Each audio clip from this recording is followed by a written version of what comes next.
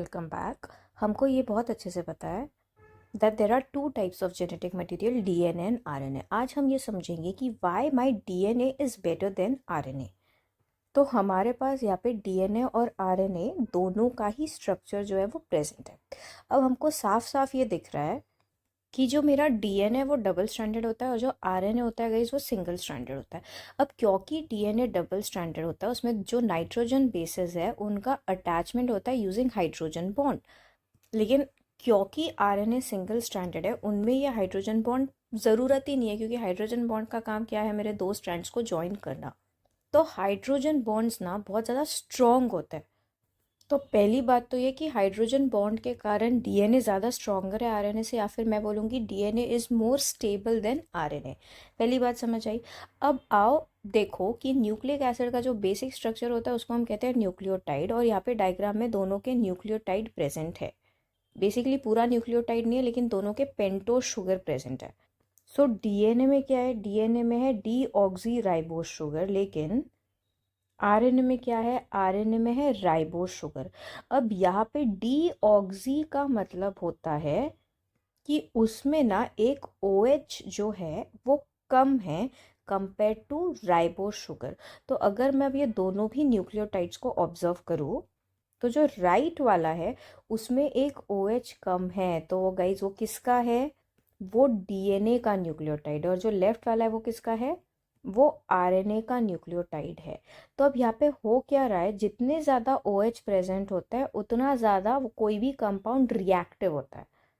तो हम क्या कह रहे हैं, हम कह रहे हैं that RNA has one OH group more than the DNA, so we can say that RNA is basically more reactive than DNA। तो हाइड्रोजन बॉन्ड के कारण भी जो मेरा DNA है वो ज़्यादा स्टेबल है, उसके पास एक OH का ग्रुप कम है इसलिए भी वो ज़्यादा स्टेबल है। अब आते हैं उसके नाइट्रोजन बेसिस पे। जो आपका DNA होता है उसके पास थाइमीन वाला क्या होता है, नाइट्रोजन बेस प्रेजेंट होता है। लेकिन वही अगर मैं आरएनए की बात करूँ तो आरएनए में क्या है, आरएनए में यूरेसिल वाला नाइट्रोजन बेस जो है वो प्रेजेंट है, यानी आरएनए का जो यूरेसिल है वो डीएनए में थाइमीन से रिप्लेस हो गया। अब अगर ये दोनों नाइट्रोजन बेस को हम कंपेयर करेंगे तो thymine is again more stable than the uracil। So all these three are doing what, all these three reasons are doing what, it is making DNA a better nucleic acid compared to RNA। क्या ये बात समझ आ रही है?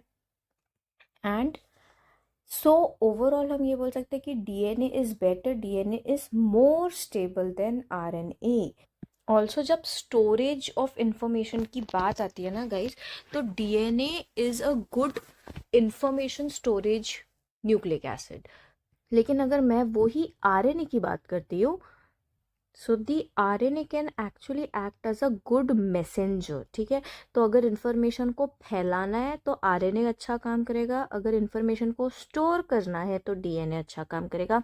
और अगर आपका genetic material information को अच्छे से स्टोर कर सक रहा है तो वो डेफिनेटली बेटर है, and therefore guys DNA is much much better than RNA.